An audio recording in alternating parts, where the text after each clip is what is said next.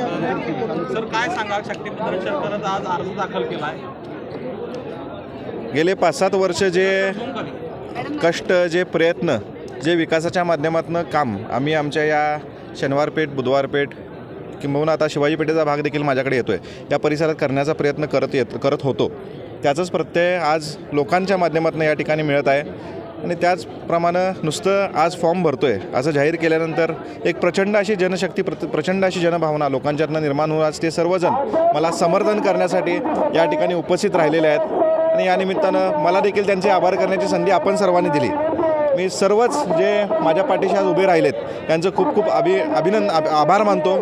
आणि त्यांच्या ज्या काही अपेक्षा माझ्याकडून आहेत, आज एवढ्या मोठ्या प्रमाणात लोक येत असताना काही ना काही अपेक्षा घेऊन माझ्याकडे आलेले आहेत. त्यांच्या गल्लीतल्या असतील, त्यांच्या भागातल्या असतील, त्यांच्या प्रभागातल्या असतील, त्या पूर्ण करण्यासाठी आम्ही दोघंही कुठेही कमी पडणार नाही, ही ग्वाही आपल्या सर्वांच्या माध्यमातून देतो. काय नेमकं विजन असणार आहे पुढच्या 5 वर्षासाठी कोल्हापूरच्या विकासासाठी आणखी? नक्कीच आज आपण प्रभागावर बोलणं मला उचित वाटेल, कारण आज मी प्रभागाचं नेतृत्व करण्यासाठी पुढं जात आहे. आणि जात असताना एक चांगल्या पद्धतीची बाग, म्हणजे खास करून आमच्या प्रभागात शाहू उद्यान बाग जी येते त्याचं चांगल्या पद्धतीने डेव्हलपमेंट करण्याच्या दृष्टीनं आम्ही ऑलरेडी प्रयत्न चालू केलेलाच आहे.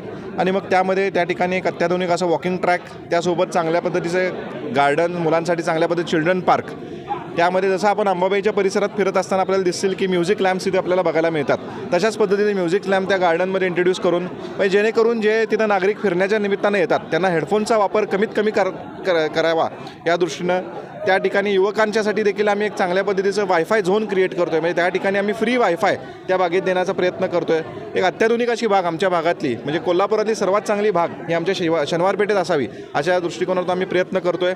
माझ्या प्रभागात एक पद्माराजे शाळा म्हणून एक पद्माराजे हायस्कूल आहे, ती आज बंद अवस्थेत आहे, पण ती देखील भविष्य काळात सुस्थितीत त्याला पुनर्जीवन देऊन त्याला चांगल्या पद्धतीचं एक इंग्लिश मीडियम स्कूलमध्ये महानगरपालिकेच्या वतीनं कन्वर्ट करून आमच्या प्रभागातील युवकांना एक चांगल्या पद्धतीचं शिक्षण, मुलांना चांगल्या पद्धतीचं शिक्षण देण्याच्या दृष्टीनं आमचा प्रयत्न आहे. माझा भाग हा CCTV प्रूफ करण्याच्या दृष्टीनं माझा प्रयत्न आहे. जिथं जिथं रस्ते, ड्रेनेजेस आणि गटर्सचा जो विषय आहे तो तर आम्ही पुढे घेऊन जातच आहोत, पण एक चांगला सुसज्ज प्रभाग आमच्या या 81पैकी किंबहुना आमच्या या 20पैकी एक चांगला सुसज्ज प्रभाग कसा असावा हा करण्याच्या दृष्टीनं माझा प्रयत्न नक्कीच चालू आहे.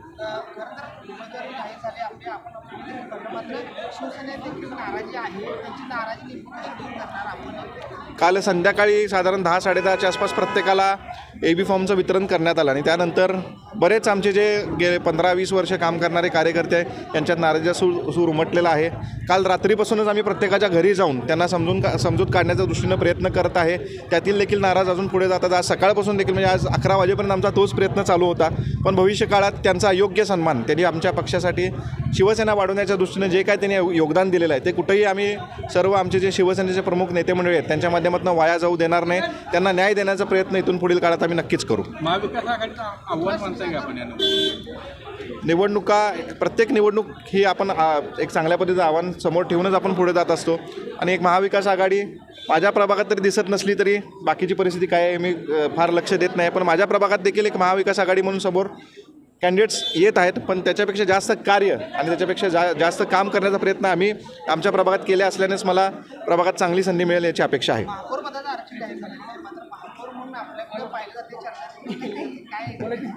पहिला निवडणूक जिंकू आणि त्यानंतर बाकीच्या प्रश्नांची उत्तर देऊ. Thank you sir.